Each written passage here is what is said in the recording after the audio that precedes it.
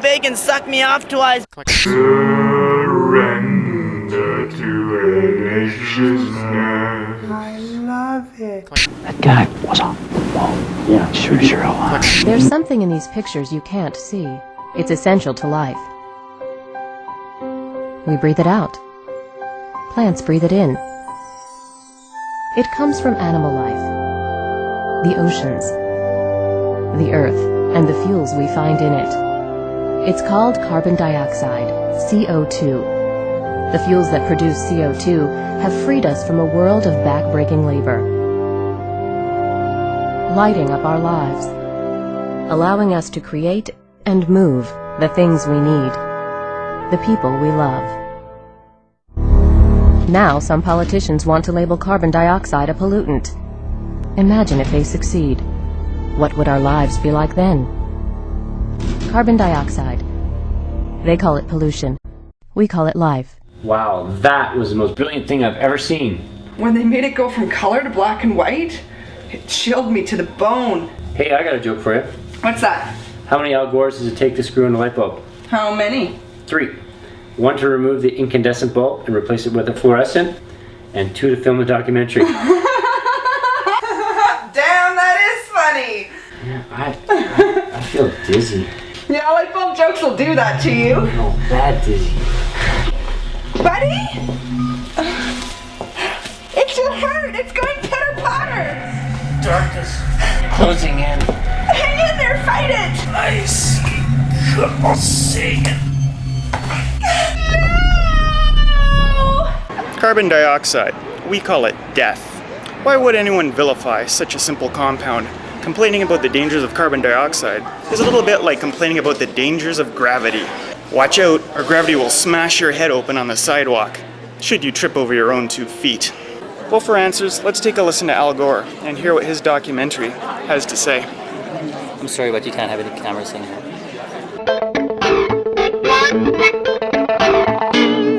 When I first saw An Inconvenient Truth, I was deeply touched by Al Gore's naivete.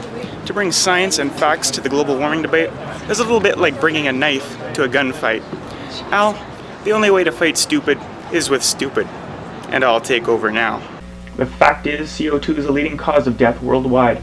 You can be a crack whore dying of an overdose in a back alley, an old man whose heart finally gives out on him, or an army grunt getting blown up in the Middle East. Your death comes when your brain stops receiving fresh oxygen and is stuck with crappy old carbon dioxide. And on that note, here's a rebuttal to Competitive Enterprise Institute's commercial, Carbon Dioxide. We call it life. Which, by the way, your dollars at the gas pump helped pay for the creation of.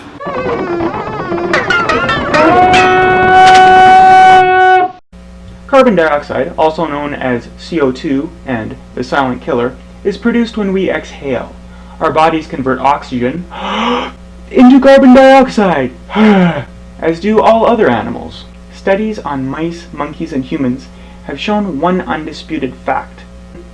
Direct correlation between exposure to pure carbon dioxide and slow, agonizing death. Thousands of test subjects were sacrificed so that we were able to come to this conclusion. Don't let their suffering have been in vain. Carbon dioxide is colorless and odorless. Symptoms of exposure include dizziness, shortness of breath, inability to focus mentally, and death. Carbon dioxide can strike at any moment and kills people of all age, race, and political persuasion. How do you know that Bill Clinton's gay?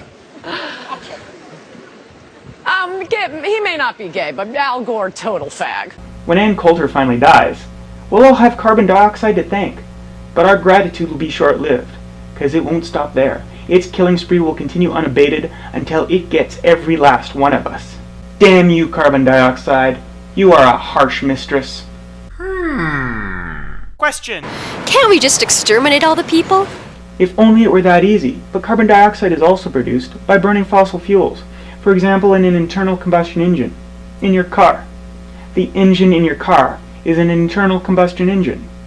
When you drive your car, you're producing carbon dioxide. The more inefficient the car, the more carbon dioxide you produce.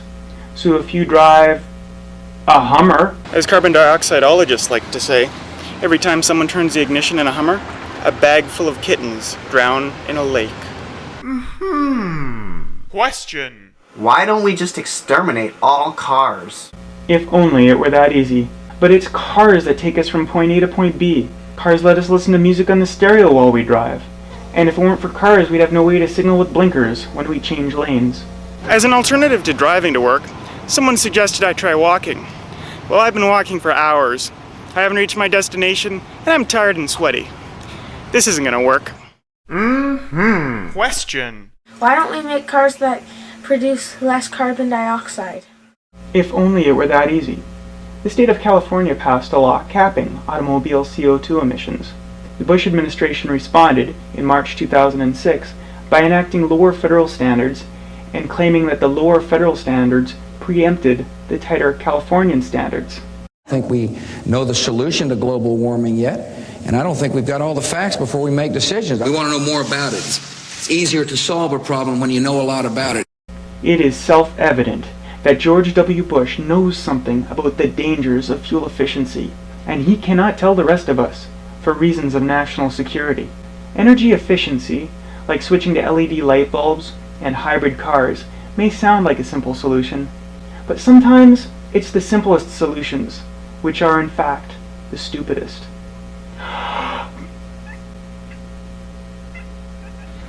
I walk with a limp because of carbon dioxide.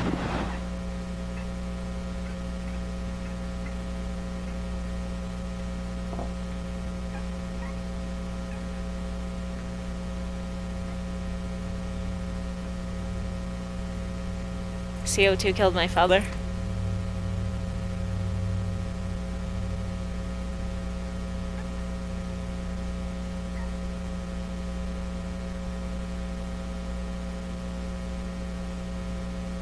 I was at a bar.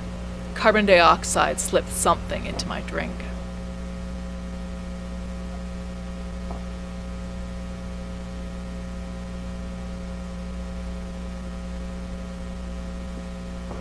Carbon dioxide kicked me in the nuts and ran away tittering like a little girl.